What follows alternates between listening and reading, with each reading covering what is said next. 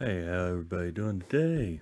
We are looking at a beautiful video that I think will inspire people to maybe make a lot better choices in this world, and it'll actually give more clearance to what's going on when people say capitalism is a bad thing or it's not great. And we're going to do a reaction video on this and let us know what you think. People believe that free market capitalism is selfish, even immoral. They say it's about greed, about hunger for money and power, that it helps the rich and hurts the poor. They're wrong. The free market is not only economically superior, it is morally superior to any other way of organizing economic behavior. Here's why. The free market calls for voluntary actions between individuals. There's no coercion. In a free market, if I want something from you, I have to do something for you. Let's say I mow your lawn and you pay me $20. What does that $20 really mean? When I go to the grocer and say, I would like to have 4 pounds of steak, he in effect says to me, you want a lot of people to serve you. Ranchers, truckers, butchers, and packagers. All these people have to be paid. What did you do to serve your fellow man? Well, I say, I mowed my fellow man's lawn. And the grocer says, prove it. Then I offer him the $20. Think of the money that you've earned as a certificate of performance. It's proof that you've served your fellow man. People accuse the free market of not being moral because they say it's a zero-sum game, like poker, where if you win, it means that I have to lose. But the free market is not a zero-sum game, it is a positive-sum game. You do something good for me, such as give me that steak, and I'll do something good for you, give you $20. I'm better off because I value the steak more than I value the $20, and the grocer is better off because he valued the $20 more than he valued the steak. We both win. Ironically, it's the government, not the free market, that creates zero. And I like how he sets that in there. And that's, to me, in America, it's not usually the corporations are fed by the people. And that's where I think a lot of people need to, a lot more entrepreneurs, business people that want to actually do good and, like he said, serve your fellow man, not play this corrupt game. So let's keep going. Zero-sum games in our economy. If you use the government to get a food stamp, a farm subsidy, or a business bailout, you will benefit, but at the expense of your fellow citizens.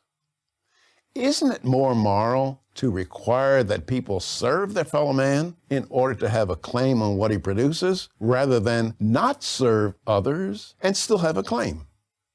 But a lot of people ask, what about giant corporations? Don't they have too much power over our lives? Not in a free market, because in a free market, we, the people, decide the fate of companies who want our business. Free market capitalism will punish a corporation that does not satisfy customers or fails to use resources efficiently. Businesses, big and small, that wish to prosper are held accountable by the people who vote with their dollars. On that, I'd want to say that's probably the biggest reason why small pops and mom stores are going out of business, is because it's not the corporation, it's more the government putting their thumb on the scale and getting it to where the mom and pop stores can't survive because the free market has been negatively weighed against them, is how I put it. It's, more struggle than what it would be in a fair and free market where the federal government, people in Washington, don't put their thumbs on the scale, so the corporations, big corporations, stay in power. Let's go ahead and I'm going to stop interrupting here. And again, it's the government that can undo this. Take the example of the American automobile industry. It was struggling to survive in 2009. Why? Because they were producing cars that did not please a sufficient number of their fellow men. In a free market, they would therefore have gone bankrupt. The market would have said, look, you're done. Sell your plant and equipment to somebody who can do a better job. But when Chrysler and General Motors failed, they went to Washington, D.C. and got the government to bail them out. The government bailout essentially meant to them, you don't have to be accountable to customers and stockholders. No matter how inferior your product is, and no matter how inefficient you are, we'll keep you in business by taking your fellow man's money. When the government interferes in this way, it takes the power away from the people and rewards companies that couldn't compete successfully in the marketplace. That may work out very well for politicians, big unions, and corporate officers, but it seldom does for the taxpayer.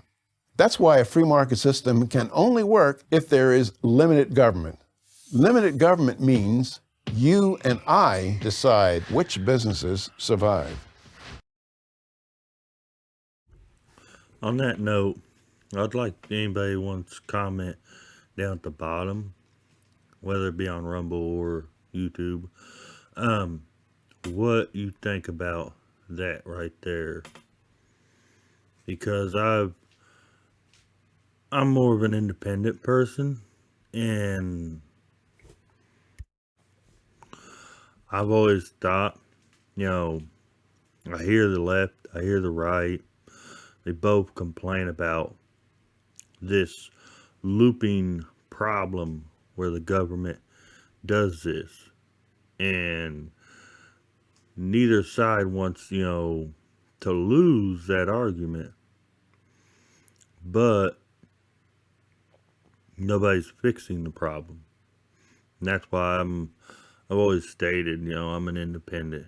I've been, over the last 3 or 4, probably at least 6 cycles of elections, I've put my thumb more closer to center right because the Democrat Party has not produced any actual argument for this.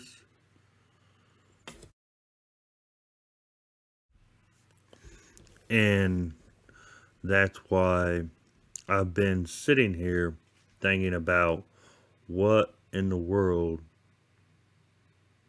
And Republicans ain't any better, but they still stand. Since I've been growing up, they've always stood on this argument, smaller government.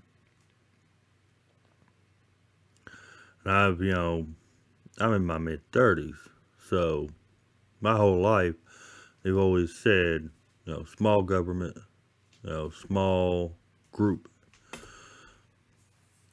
And it seems like the Democrats have been more big government, big corporation. And that's why, like I said, I've been leaning almost the entire time I've voted. Almost every time it's been towards the right because the Democrats just don't have anything on the ticket that really wants to break this system of government and corporation playing monopoly. And that's, my issue. Sorry to get on a rant there. We'll continue. That's the America that our founding fathers envisioned. A limited government that has only a few specifically mentioned or enumerated powers that are listed in Article 1, Section 8 of the United States Constitution. It's this brilliant limited government notion that produced the wealthiest nation in history. In a free market, the ambition and the voluntary effort of citizens, not the government, drives the economy. That is, people, to the best of their ability, shaping their own destiny. Sounds pretty moral to me. I'm Walter Williams of George Mason University. All right. There you go. Walter Williams at Georgia University. And that's the question people might want to ask. The people want really the government to control the economy, because we've seen how Joe Biden so far has done it, and every time government gets involved, they mess it up.